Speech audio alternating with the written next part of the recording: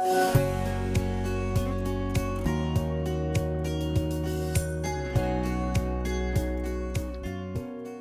everyone. It's really good to see you and to be with all of you. I'm Warren Kinghorn. I'm the co-director of the Theology, Medicine, and Culture Initiative at Duke Divinity School. We're really honored that all of you are here with us for our TMC seminar, where we're going to hear from Professor Bruce Rogers-Vaughn on a talk titled Capitalism and the Social Origins of Psychological Distress. We're excited that you're here with us. We recognize that this has been a busy and complex week in our country, not only locally, but with the presidential debate and with the breaking news of the president's COVID diagnosis. And realizing the weight of all of that on us, we are glad that you're here with us today to participate in this conversation.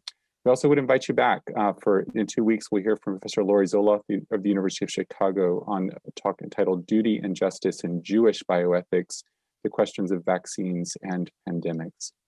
Today, we're very privileged to hear from Professor Rogers-Vaughn. Bruce Rogers-Vaughn is Associate Professor of the Practice of Pastoral Theology and Counseling at Vanderbilt Divinity School. His research interests include psychodynamic theory and clinical practice, psychoanalytic theories of religion, grief studies, the importance of theology in the care of souls, tradition for contemporary pastoral care and counseling, and the complex formative influences between politics, economics, psychology, theology, psychotherapy, intersectionality, and religious practices of care. His work explores the impact of contemporary capitalism, or neoliberalism, on assumptions and practices regarding mental health, human suffering, relationships, the self, spirituality, and the meaning and purpose of care. And having grown up in Southern Appalachia in agrarian and working class communities, he's also concerned about what he sees as the relative lack of awareness of class and inequality in academic theology and psychology. He's the author of an outstanding book called Caring for Souls in a Neoliberal Age that appeared in 2016, and has written a number of articles in journals such as the Journal of Pastoral Theology, Pastoral Psychology, Sacred Spaces, and Reflective Practice. In addition to his academic work at Vanderbilt, Professor Rogers-Vaughn has spent many years as a practicing pastoral counselor and also as a chaplain in hospital and healthcare settings. He is an ordained Baptist minister who currently worships in a Presbyterian church. And Bruce, we are so glad that you're here with us today. Welcome to Duke, and we really look forward to hearing from you. Thank you for being with us. Thanks, Warren. I warned Warren ahead of time that I would be your pirate presenter today. I had a surgery a few weeks ago for a detached retina of my eye, and so therefore the patch. But hopefully that will not detract too much from the presentation. I want to begin this presentation by raising two questions. It's not obvious that these have to do with capitalism, but I would insist that they do. The first question is psychological distress best imagined as a disease, which is the predominant view today? The second question is, does seeing it as a disease reduce stigmatization? It seemed appropriate to me to begin with one of Duke University's own, Dr. Dan Blazer, who taught in the psychiatry department for many years at Duke in the medical school. He had an excellent book published in 2005 called The Age of Melancholy, Major Depression and Its Social Origins, in which he pointed out that the publication of the DSM-3 in 1980 noted the triumph of the disease model in psychiatry. He helpfully noted that a movement called social psychiatry and its companion community psychology were prominent up through the 1960s, declined in the 70s, and now have virtually disappeared, to be displaced by an emphasis on biochemical, neurological, and genetic origins of pathology. These are my words at the top. I take the meaning of this to mean we have traded care of souls for treating disease in this current paradigm. I would also point out that although Dr. Blazer did not mention it in his book, this timing is completely congruent with the neoliberal sort of revolution that occurred in the United States and the UK beginning exactly in 1980. One of the advocates of the disease model for psychiatric distress have made as part of their argument in its behalf that it would lead to more effective treatments and to the alleviation of these forms of distress. So a question I would raise in the beginning is that over the last 4 decades, we've spent billions of research dollars on medications, empirically supported treatments, neuroscience, genetics, and so forth. And yet during this time, the prevalence of depression, addiction, and other psychological distress has increased dramatically, which I think tends to invalidate this argument for the disease model.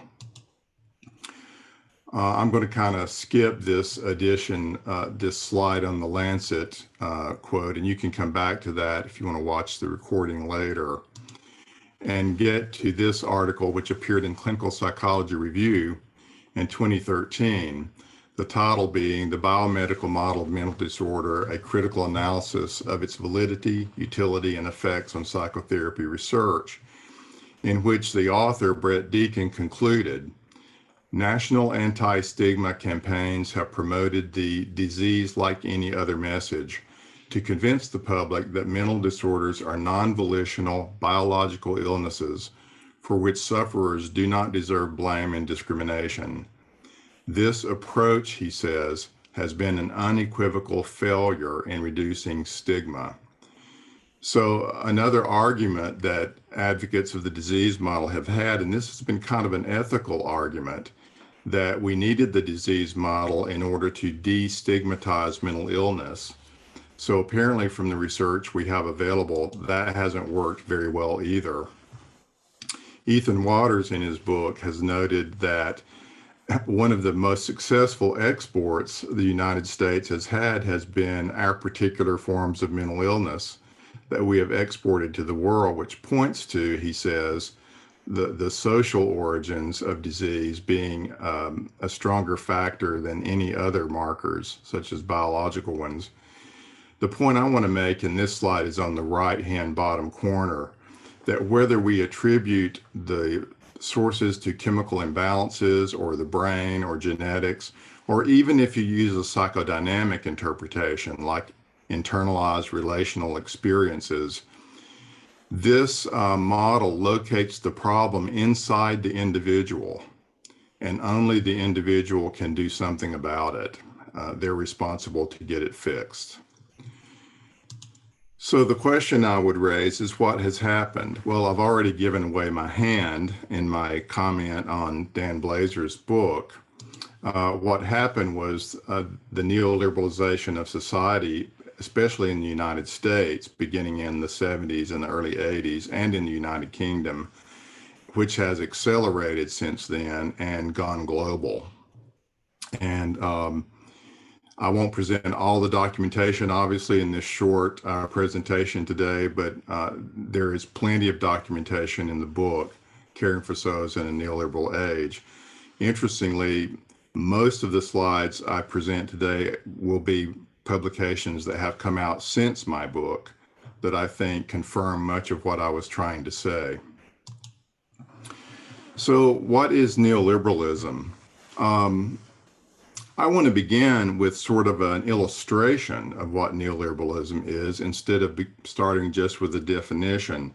As we know, artists such as novelists, painters, cinematographers, and other people working with the visual arts often catch on to the changes in the zeitgeist before the rest of us do. So I want to play a short clip from the movie Network. The movie Network came out in 1976, which was just as neoliberalism had caught hold among major think tanks in the United States and Britain, and in some economics departments that were quite prestigious, such as at Harvard, University of Chicago, and Stanford. This is when this movie came out. The scene I'm going to play is the chairman of the network is sitting down one of the celebrities for his network and putting him in his place. And what follows is essentially, if neoliberalism could preach a sermon, this is the sermon that it would preach. So, and I think it does preach a sermon. So pay special attention to not only the content of the sermon, but the religious tone of the sermon. And notice when it leads to it, it actually does lead to an invitation at the end. And when it does so, it brings the focus to where we want to talk today, which is on what is the impact of this on individual psychology.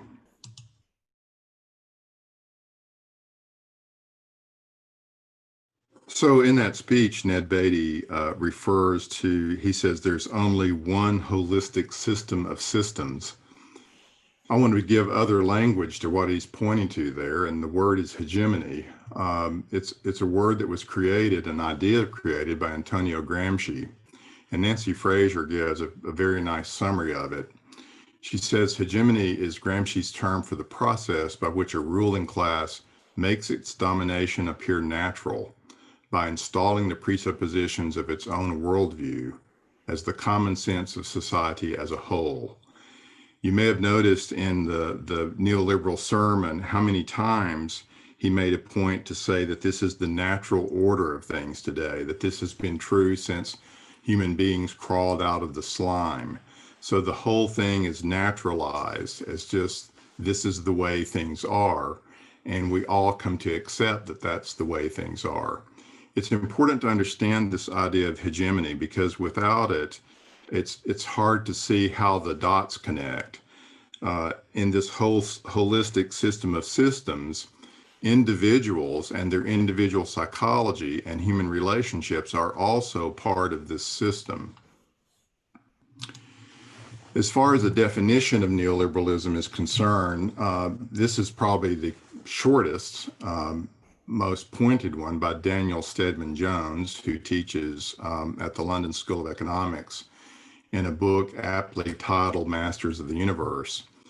He says neoliberalism is the free market ideology based on individual liberty and limited government that connected human freedom to the actions of the rational, self-interested actor in the competitive marketplace. What I would suggest to you is that this sentence, the words of this sentence are now so familiar to us that this sentence no longer shocks us. However, I would suggest that if any Christian theologian worth their salt began to dissect this sentence, they would be horrified. I'm not going to do that right here. It would take too long, but take, for example, human freedom. Human freedom in this definition is defined not as freedom of conscience, not as freedom of religion, not as even freedom to vote.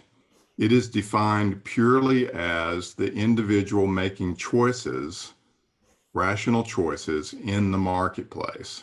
That's what freedom becomes. Well, where did neoliberalism begin? There's lots of histories of neoliberalism now out there. All of them began with the familiar narrative that it began in the 1920s and 30s with the Walter Lippmann Colloquium in Paris in 1933, where the term neoliberalism was born. Later on, the Mont Pelerin Society and Friedrich von Hayek. But the best history written so far is this one by Quinn Slobodian, which just came out 2 years ago. Slobodian is the first historian to ask the question, why did these ideas emerge at this particular time in history? And he said the reason that it emerged was the breakup of the old colonial system. So in the 1920s and 30s, nationalist, socialist, and democratic movements around the world were overturning the colonial order. And so world economic elites said, what are we going to do about this? And they came up with a very ingenious solution. They basically said to each other, well, good riddance. We don't need the old colonial order anyway. It was inefficient. It was too costly to send out militaries to overthrow and annex territories and to expropriate the labor and the resources of a country. We can do this just as effectively by establishing a world banking system, a finance system that would subjugate nations just as effectively without firing a shot. And 60 years later, that is exactly what has been achieved.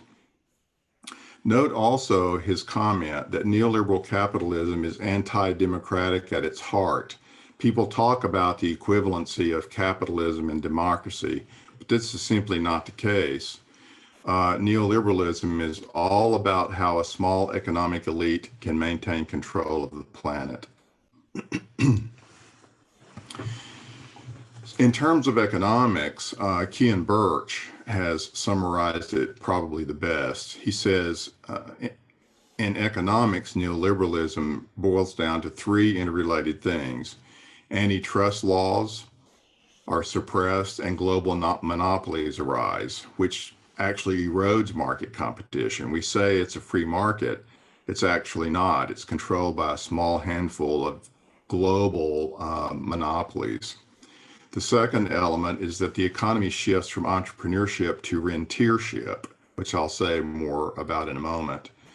And the third leg of the stool, so to speak, is that this economic and political order is controlled by a bureaucracy of contracts and contract law. So I'll speak briefly to those elements. First, monopolies. One example of this, and we could give many, the media market. In 1983, and this is in the United States, 90% of the media market was owned by 50 companies. By 2018, that same 90% of the media market was owned by only 5 companies. And here they are: Comcast, Disney, Time Warner, 20th Century Fox, National Amusements. But notice the footnote at the bottom. A couple of summers ago, Disney bought 20th Century Fox. So now 90% of the market is owned by only 4 companies. I put this slide up as a reminder of how neoliberalism camouflages the fact that monopolies are in control. So to the average public, walking down the street, for example, and seeing this display, we see many logos of many companies every day.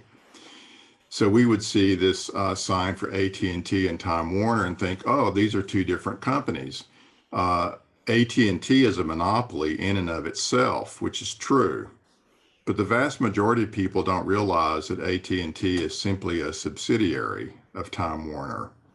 And this is true down the line. I mean, monopolies control everything now, from batteries to sunglasses to paper goods to everything we can imagine, including the internet and the banking system.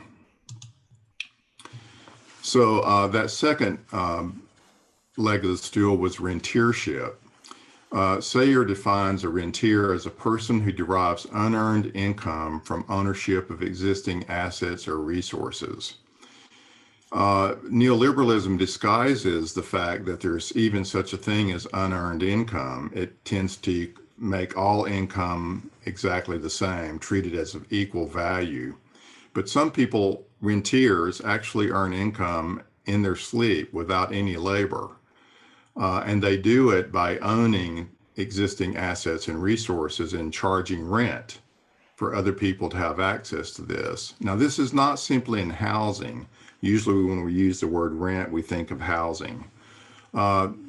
This is also access to things like education, healthcare, knowledge, the internet, healthcare, everything we can imagine, we're having to pay rent on to have access to. And finally, this is all brought together by a legal system. This book just came out last year by Katerina Pister, who teaches at the law school at Columbia. And she notes that with the right legal coding, any object, claim, or idea can be turned into capital, and lawyers are keepers of the code. And she actually says that the feudal calculus still lives and breathes, but its habitat is wealth, not land.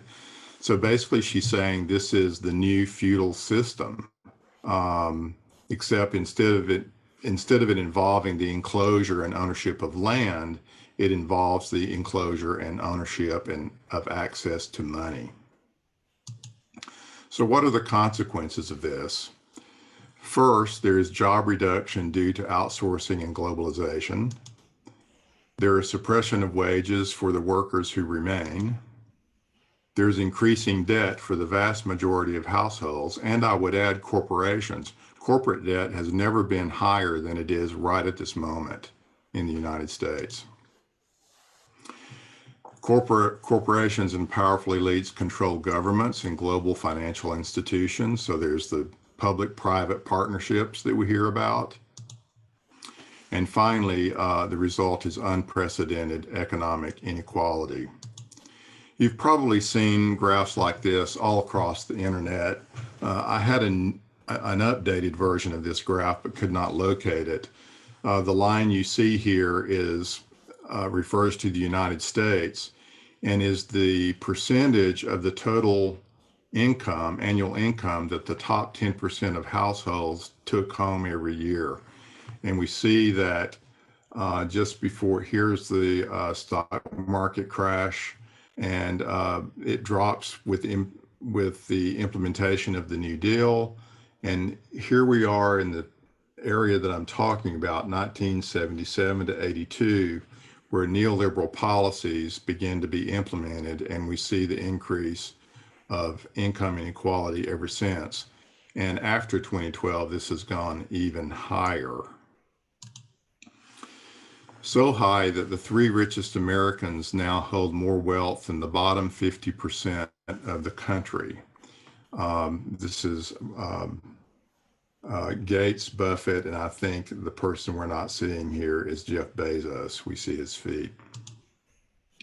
This is true of the rest of the planet. So Oxfam International has pointed out that since 2015, the richest 1% has owned more wealth than the rest of the planet, so that 8 men now own the same amount of wealth as the poorest half of the world.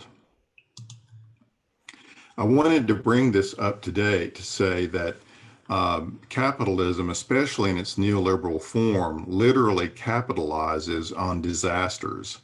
This is true whether the disaster is made by human beings or whether it is a natural disaster, such as a viral pandemic. So, for example, those who are extremely wealthy are able to rake in deals during a time when other people are having to cough up money. So since the onset of COVID-19 from March to August, the wealth of the top 12 richest individuals in the US grew 40% during this period of time. These 12 individuals in the US are now collectively worth $1 trillion, which is greater than the gross domestic product of Belgium and Austria combined. And remember, this is happening simultaneously with the losses of tens of millions of jobs, and also the reduction of income for many more Americans, even than those who lost their jobs. So the COVID-19 pandemic is making inequality worse. A study came out sponsored by Rand Corporation just 2 weeks ago that you might want to know about. I've embedded the link on the slide, so if you play the recording back later, you should be able to find this online. You can download it for free. It's about 61 pages. This was summarized in an article in Time magazine where the author said, like many of the virus's hardest hit victims, the United States went into the COVID-19 pandemic racked by pre-existing conditions: a fraying public health infrastructure, inadequate medical supplies, an employer-based health insurance system unsuited to the moment. These and other afflictions contributed to the death toll, but in addressing the causes and consequences and its uneven impact, the elephant in the room is extreme income inequality. What I want to point out in this slide is all these factors: the fraying public health infrastructure, inadequate medical supplies, the health insurance system, all of these are also due to neoliberal policies being implemented. Not only, it's not limited just to the income inequality. So how significant is this inequality from 1975 to 2018? The study shows that $50 trillion worth of wages have been transferred from the bottom 90% wage earners to the top 10%, and especially to the top 1%. What is the relevance of all this for psychological distress and suffering? Well, for one thing, economic inequality, just looking at the big picture, is a marker of social well-being. The gold standard for this was the meta-statistical analyses done by Wilkinson and Pickett, two epidemiologists in the United Kingdom. They published this in 2009 in a book called The Spirit Level. They took the 21 wealthiest economies in the world, the wealthiest ones, and they asked the question, what would be the impact of income inequality on social well-being? And the definition for them of social well-being are these indices on the left. And you'll notice it includes, toward the bottom, mental illness, including drug and alcohol addiction. And the line, the red line you see here is the line of statistical significance. Greater income inequalities on the right, worse social conditions at the top, and you can see where the United States is in the upper corner. If you restrict this, as they did, to just mental illness and addiction, the line of statistical significance is even steeper, again with the United States right at the top. This has been replicated by many others. This author, for example, this researcher, correlated income inequality just with depression, the incidence of depression, and found a similar line of statistical significance. This is the book that I credit with getting me started on this quest. Bruce Alexander is a Canadian psychologist, and in 2010 had this book published, The Globalization of Addiction. And though he's an avowed atheist, he admitted to stealing the subtitle from Jesus, A Study in Poverty of the Spirit. Alexander argued in this book that addiction is not a disease, it is actually an adaptation to social dislocation. And he pointed out that neoliberalism has, quote, produced an unprecedented worldwide collapse of psychosocial integration. He also said that in a neoliberal society, addiction is best understood as a political problem rather than a medical or criminal one. And I would say this has been replicated across the board in mental illness research, not only restricted to addiction, but depression, anxiety disorders, and other disorders. These, I would argue, are better understood as political problems today more than they are simply medical problems. I could talk about many other sources to back up this. These are other examples of research.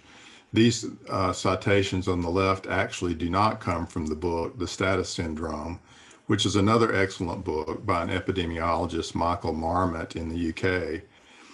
But notice the study on the bottom left, which appeared in Psychological Science, one of the most empirical US-based psychological journals, which concluded that the synergistic effects of inequality, individual responsibility, and consumer cues causes declines in sociometric status, which they said funds shame-based spirals leading to depression and anxiety.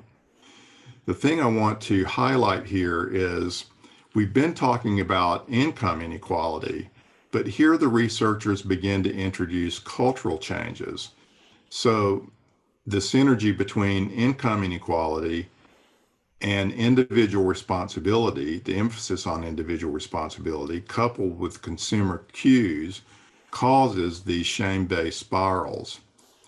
So this brings us to look at not just the economic effects of neoliberalism and how that links to psychological distress, which it certainly does, but how neoliberalism shapes culture. In other words, it's the water we swim in and shapes what we think it means to even be a human being. Or to put a fine point on it, what does it mean to be a good human being as opposed to a bad human being? This is highlighted in a quote from the New York Times from a couple of years ago, where the author says, "The relentless focus on the individual, combined with an increasingly harsh economic environment for the ordinary person, has proved toxic for our mental health. We individualists are great at crediting ourselves for victories, but we're just as good at blaming ourselves for failure. And today, exacerbated by the rise of social media, more and more of us are feeling like failures." So here toward the end, I want to highlight two papers. We could put many, many others up, believe me. But these two papers are good examples of how the culture of neoliberalism is shaping individual psychology. Many years ago, the decolonial critical thinker Frantz Fanon, who was a psychiatrist, talked about how in colonialism, it wasn't just territories that were colonized, but people's minds were colonized. Well, he could not have imagined what we're seeing under neoliberalism, how much more efficiently individuals' minds are colonized by this cultural system, or as Ned Beatty said in his speech, one holistic system of systems.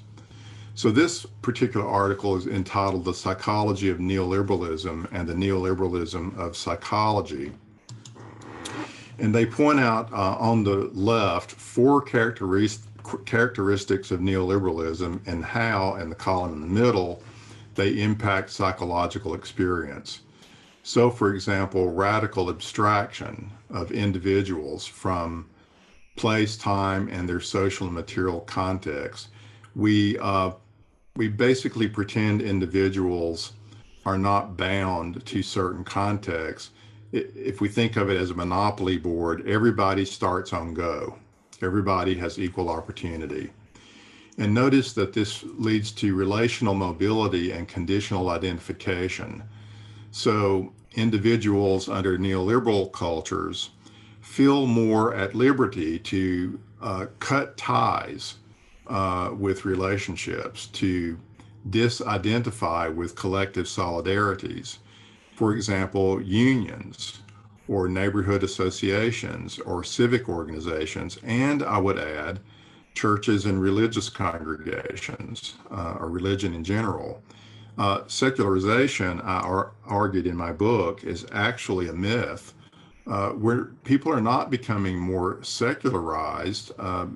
Spirituality is still out there. It's just that people are cutting ties with so-called organized religion. The second feature of the neoliberal self, or what Dardot and Laval, the French theorists, call the neo-subject, is the entrepreneurial self. Basically, we've all become our own little human capitals, our own brands. I had a psychotherapy patient a few months ago who said he was walking by a middle school playground that morning and heard two middle school students literally getting into a fight. And one of them was screaming at the other, "You're stealing my brand." And now we're talking about 12, 13-year-old kids. So this is how this mentality has seeped into our minds. The third element here is a growth imperative. Neoliberal capitalism is an ideology of never-ending growth, and it imposes upon individuals an expectation that they too should be growing. So growing is not just an option, it's a mandate under neoliberal cultures. And if you're not growing, you're basically seen as failing. And the final feature of neoliberalism here is affect management, which is extremely important when it comes to the production of psychological distress. So many researchers have discovered that neoliberalized cultures emphasize what's called high arousal positive affect, or HAP states, HAP. such as excitement, optimism, and enthusiasm. These are indices not just of health, notice, but also morality. So you're thought to be a good person as long as you stay energized and excited and happy. And you're not a good person if you're depressed, sad, or grieving, which leads people to be even more depressed because they judge themselves. The second paper I would highlight, the title seems innocuous enough. It doesn't seem like it would pertain to our topic. This occurred in another quite empirical psychological journal in the US that is published by the American Psychological Association. The journal is Psychological Bulletin. The title of the article being Perfectionism is Increasing Over Time, a meta-analysis of birth cohort differences from 1989 to 2016. But notice the abstract. From the 1980s onward, neoliberal governance in the United States, Canada, and the UK has emphasized competitive individualism, and people have seemingly responded in kind by agitating to perfect themselves and their lifestyles. This was a huge study involving almost 42,000 college students in the United States, Canada, and Britain over this period of years. So it was a longitudinal study. And here were in brief some of the findings. This one's worth quoting in its entirety. The caveat emptor of neoliberalism lies in its meritocratic starting point. The perfect life and lifestyle encapsulated by achievement, wealth, and social status are available to anyone, provided you try hard enough. According to neoliberal meritocracy, those who reach the top schools and colleges or gain entry into occupations offering the most profitable employment receive their due rewards of wealth and social status. For those who do not reach such educational and professional heights, the doctrine of meritocracy dictates they are less deserving, and their poor achievement reflects their inadequate personal abilities. I think I will skip the rest of this quote and get to the results with psychopathology. The results of this, say the researchers, are young people are experiencing higher levels of depression, anxiety, and suicide. They're reporting more loneliness and present to clinicians with eating disorders and body dysmorphia at a higher rate than generations before. I'll end with just some exhibits, data that are probably already familiar to you. I'm not going to follow this link to the online source because it would take too long. But drug overdose deaths in the US in 1980 were about 8,000 per year. In 2016, there's 65,000 per year. So we actually have more drug overdose deaths in the United States today than people die in car wrecks, or we have past peak gun deaths, and we have past peak deaths from HIV infections with drug overdose deaths alone. Loneliness studies. So Cigna conducted a study that was published in 2018, again, a large sample size, 20,000 adults, that found that about 50% of US citizens reported feeling alone or left out, always or sometimes. And the surprising finding was that the younger you are, the more likely you are to be lonely. This was discovered also in the UK to such a degree that then Prime Minister Theresa May appointed a minister for loneliness who was actually in charge of trying to alleviate loneliness in Britain. Exhibit C would be suicides. This chart does not seem to show an incredible increase, but... Sorry, I'm having trouble hearing you. Well, my watch is talking to me. Sorry, Siri. This would not seem to be a radical increase, but an epidemiologist would look at this chart and you know what in their pants, because the upshot is this, that despite the adoption of antidepressants since the 80s, suicide rate has risen by 24% between 1999 and 2014. We're running out of time. I want to leave time for Q&A, so I'm not going to go into what I call third order suffering in the book. but I'm arguing basically that psychological distress is not only quantitatively increased under neoliberal culture, but is qualitatively different than the kind of sufferings that have gone on before. You'll have to read the book for that. I want to raise the question, are mental illnesses such as depression and addiction actually forms of resistance or protest towards social and political conditions? I would hasten to add that they're not effective forms of resistance because, like I said, people blame themselves for being depressed these days or addicted. But I do think it's a very inchoate form of the beginning of a pushback. And as far as regulating our own affect, William Davies at Goldsmiths in London has said, the relentless fascination with quantities of subjective feeling can only possibly divert critical attention away from broader political and economic problems. Rather than seek to alter our feelings, now would be a good time to take what we've turned inwards and attempt to direct it back out again. Toward the end here, I would say that Wilkinson and Pickett's latest book, I just want to show you I'm not the only one saying this.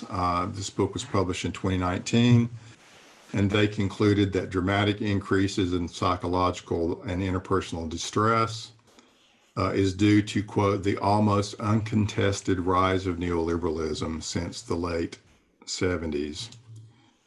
This is a poster that came out a few years ago in an activist event. Feeling sad and depressed? Are you anxious, worried about the future? Feeling isolated and alone? You might be suffering from capitalism. I put this slide in just to make you aware that a few months ago, Eugene McCarraher at Villanova University, a historian, published this doorstop of a book at 700 pages. The Enchantments of Mammon, How Capitalism Became the Religion of Modernity. And I agree with him completely and said so in my book, that capitalism today functions essentially like a religion. So I want to end by contrasting this with the Gospels. Some of the words of Jesus. I remarked in my book that this last passage on this slide, it is easier for a camel to go through the eye of a needle than for someone who's rich to inherit the kingdom of God. The last time I heard that preached literally was at Welcome Hill Baptist Church in rural Cherokee County, Alabama, where the preacher said that is literally true. He said that it's hard to get in the kingdom of heaven if you're wealthy. Jesus famously said in the Gospels, you cannot serve God and money. I wonder what part of that sentence some of us don't understand. And in the middle of the Lord's Prayer, we have the phrase, and forgive us our debts as we also have forgiven our debtors. As I have remarked in other places, that by itself would be the end of capitalism as we know it, because money today is based on an international debt system. And Warren, I think I'm supposed to turn it over to you. Bruce, thank you so much. That was an incredibly rich talk, and so grateful to you for giving it. Bruce, I just say there's a lot of things I'd like to ask you, but I'd love for you to hear you talk about how you put this into practice as a pastoral counselor. So when clients or patients come to you for care, how do you recognize the effects of neoliberalism, and how do you address this in conversation? Well, obviously, I don't go into a lecture on neoliberalism in my psychotherapy sessions. But what I do is often ask probing questions with people about the material conditions of their lives. You know, what is going on with their work? What kind of relationships do they have, not only in the workplace, but in their families and in their communities? And try to make some links between, say, if they're depressed, their depression and the conditions surrounding them. I've also discovered, Warren, that people are actually much more open to interpretations that tie their feelings to social conditions, including larger pictures like the economy. they're more open and understanding of these interpretations than they are, internal family systems, for example, or some other psychological jargon. This just makes a lot more sense to people. And they seem to make much more headway in therapy. At least if they stop blaming themselves for their depression, that's a start to being somewhat less depressed. A good question. And I'm using this more in therapy. Yeah, thank you.